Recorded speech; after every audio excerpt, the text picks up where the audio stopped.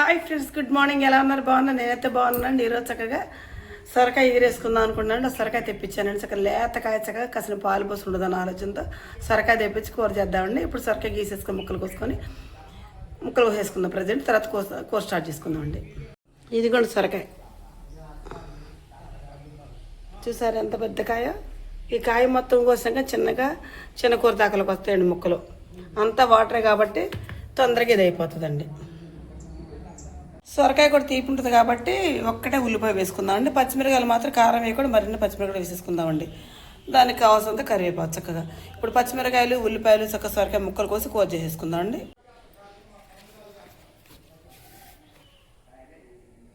ఇదిగోండి చక్కగా సొరకాయ ముక్కలు చక్కగా కోసేసుకున్నానండి. అవి కొండి పచ్చిమిరకాయ ముక్కలు కోసా చక్కగా ఉల్లిపాయ ముక్కలు కోసుకున్నానండి. కరివేపాకు, జీలకర్ర, వెల్లుల్లిపాయ చక్కగా మంచిగా మెత్తగా దంపుకున్నానండి. దానికి కావాల్సింది సాల్టు, కారం, పసుపు. ఫస్ట్గా ఎల్లిపాయ జీలకర్ర వేసేద్దామండి. తర్వాత కరివేపాకు, తర్వాత పచ్చిమిరకాయ ముక్కలు ఎల్లిపాయ ముక్కలు కలిపేసేద్దామండి.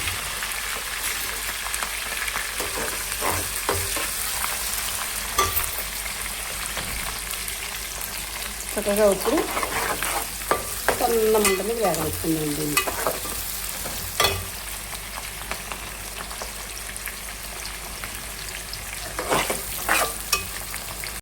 చక్కగా ఉల్లిపాయలు, పచ్చిమిరకాయలు, జీలకర్ర, వెల్లిపాయ చక్కగా వేగాయండి.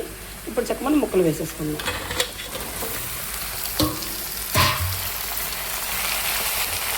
ఇందులో కొద్ది పసుపు వేద్దాం. ఫస్ట్గా కొంత గల్లిప్ చేసుకుందామండి. వాటర్ ఉండదు కాబట్టి గల్లిప్ చేసుకుందాం. చక్కగా మగ్గుద్దండి. ఒక 10 నిమిషాల పాటు మూత పెట్టేద్దామండి. మంట చిన్నగా పెట్టి మూత పెట్టేసుకుందాం. కూర మగ్గిన తర్వాత ఈ కాసిన పాలు అందులో పోసుకుందామండి. కమ్మగా ఉంటుందండి. అదిగోండి కూర చక్కగా దగ్గర అయిపోయింది. చూసారా దాకా నిండా ఉన్నాయి ముక్కలు. ఫస్ట్ చక్కగా మగ్గేసరికి లేతకాయ కాబట్టి మంచిగా అయిపోయింది. ఇప్పుడు ఇందులో ఒక గ్లాసు పాలు పోసేసుకుందామండి. చక్కగా ఈ పాలతో చక్కగా చిన్నగా ఒక 5 నిమిషాల పాటు చక్కగా అట్లా ఎక్కువ బాగా గెలికలు తిప్పకుండా కొంచెం లైట్గా తిప్పేసి ఒక్క పావు గంట ఇట్లా ఉంచేసుకున్న తర్వాత దింపేసుకుందామండి. ఈ వాటర్ పాలు ఎగిరిపోయింది దింపుకుంటే చక్కగా కమ్మగా ఎంత బాగుంటుందో తెలుసండి. చక్కగా భలే టేస్టీగా ఉంటుందండి. నేనైతే ఈ విధంగా చేసుకుంటానండి. సొరకాయ ఎగురు పాలు పోసి. మీకు నచ్చిన ఒక లైక్ ఇచ్చేసేయండి. Please subscribe. ఇవి కూడా చక్కగా బీరకాయలు పొట్టు తీయకుండా పెద్ద పెద్ద ముక్కలు కోసుకున్నానండి.